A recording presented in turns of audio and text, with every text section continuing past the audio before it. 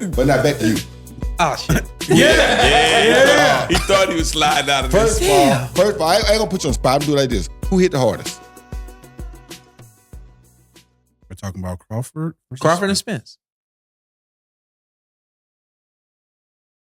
Bro, you know you don't feel it in the moment. I understand, but I'm just saying, if you had to just judge catching anything, who you thought hit the hardest? Maybe I would say Spence thumps harder than Spence. Okay. Than Crawford. Who got the highest IQ? Crawford. Well, by far, right? Yeah, I agree. I fought Errol in 2019. Mm-hmm. It's 2022. Mm-hmm. So by far back then, based on by far. Well, see, let me add this to you. You fought him in 19, it's 22, but he also had a car accident between there, right? Yeah. So there's a little bit more different too, because now we're not really sure what he can take now. Sure. You understand me? So it's still a different ball game. Yeah. But I felt like he may be the stronger guy because to me, is he bigger? Yeah. Spence? Yeah. That's what I thought. Yeah, too. he's bigger. That's what I thought. Bigger. So those are the things that kind not of by much, but he's bigger. But those are the things that I have to factor in when I'm talking about the fight, because I feel like Crawford has the better IQ. He does. And he has the better early round advantage. Yeah. But if he don't damage Spence before round 6 or round 7, Spence gonna have that pressure pot gonna come alive. Yeah. And he gonna be a problem late. Yeah. But it's gonna be Crawford's best ability to try to debilitate him early. Because if he doesn't get cooking, he can turn into a problem. I just think the fight is just it's on a whole nother level because both guys are very reactive. So if you hit me with a right hand, I got to get that right hand back. I got to get that right hand back. Neither of them rush to get it back. No. But they don't forget that shit. Exactly. Okay. It's all night. It's going to be okay. What are you going to say? All night. It's going to be okay. Okay. You got that one. You punt, okay. The whole night. I see you in round 6, player. A whole night of that? You hit me in round 2. I see you in 6. A whole night of that. Bring this heat back to your ass in 6. A whole night of that. Neither guy really gets like emotionally invested to a point where they can't think or can't operate. Right. But I do believe they're gonna feel the crowd. And I do believe that they might start a little slow, not hesitant, but just slow. Slow because you make a move.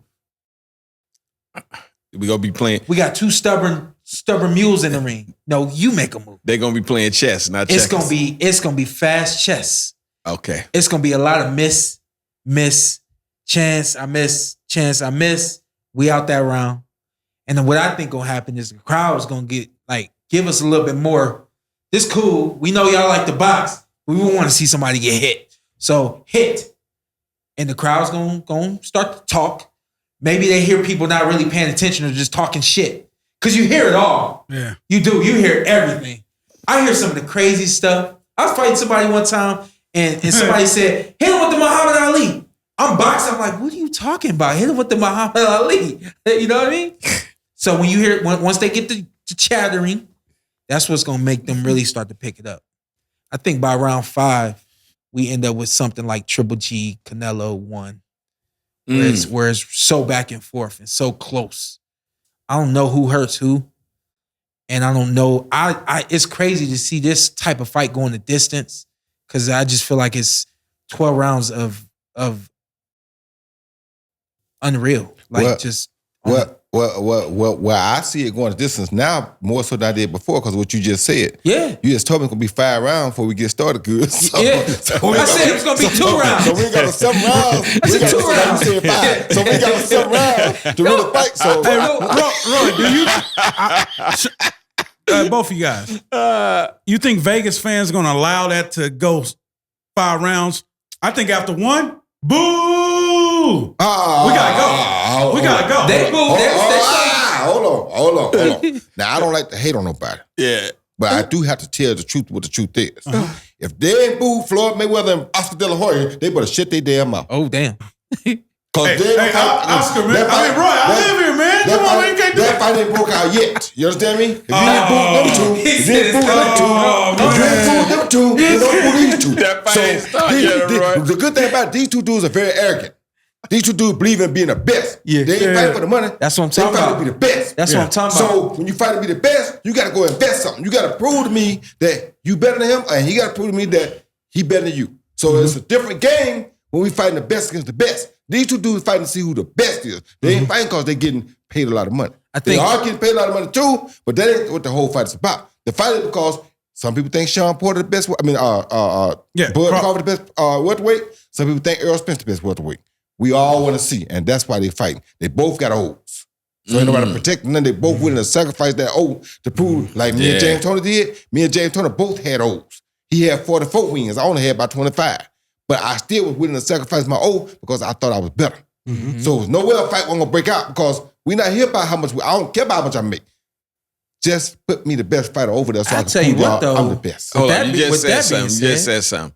You fought James Toney in California. No, I fought him in Vegas. It was in Vegas? MGM.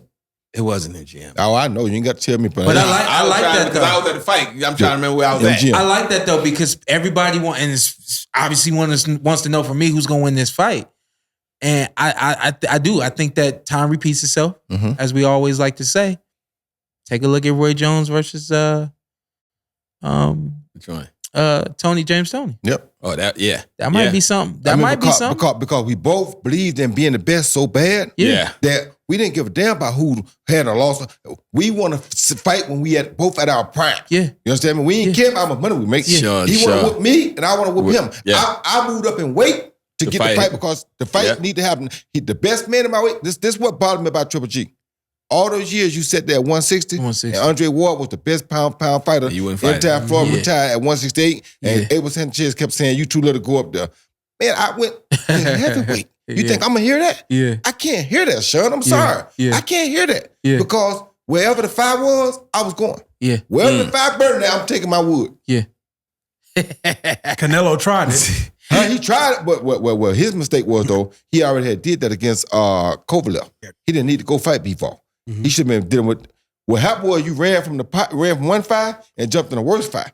Because you avoided Benavidez and you wouldn't jump into something that you didn't even have to be in there with. The difference with the two is you jumped in the Bevo fire, but it's some excuses in that fire. Of course. So we know what that is. Of course. Yeah, we know what that is. Of course. Yeah. But I'm just saying he wasn't going up weight just to prove that point. That's what I'm trying to tell you. He was going to weight for another reason. Yeah. So. Now what'd he do?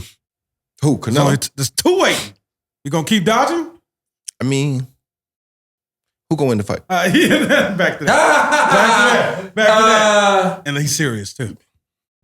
And somebody texted me the other day. I said, yeah, I feel the same way. If I had to bet my life on it, if I had to put money on it, a lot of money on it, put my money on Terrence Crawford. Okay. That's all I want to know. Yeah. What you got, OG? Keep it so I'm going with the man that been in there. He know better than any of us because he been there both of them. You got Spence? If he said that, I'm going where he going. He fought both of them. Listen. I love the fact that they are fighting. I'm more enthused with that than to worry about who gonna win the fight. Yes. Now, truly speaking, from what I've seen from Terrence, I've seen a little bit more optimism. I've seen him go through a lot of different things out in the boxing ring, whereas we've seen now Bud go through a lot of things outside the boxing ring. And like he just said before, it ain't just by in the ring, it's what you do out here too. Did you mix the names up? Yeah, he did. Yeah. You said Earl did more outside. My bad. I seen Earl did more outside the ring. He went through more outside the ring. Where Bud, I seen go through a lot more inside the ring. So I've seen Bud battle tested inside, and we've seen Spence now battle tested kind of outside. Yeah. Because he had to come back from the stuff that happened to him with that Rick and all. Yeah. So they both kind of been battle tested, just one outside the ring, one inside the ring. Yeah. Now, how does that all come together? How does that happen when it all comes together? Because in my opinion, they're now both battle tested. So now it's a good fight to see. November 12th, 19th? What is it? 17th, 19th? Yep. Las Vegas? You there? Yes, sir. You there? I'm there. I'm there? there to be You there, ringside. Come on, dog. Roy feel like he watching from home. Yeah, I like to watch. I like to see Me too. replays and stuff. Yeah, I need me to see what really happened. Yeah, me too. Did he really bite his ear, or did he just? You know what I'm saying? Oh man.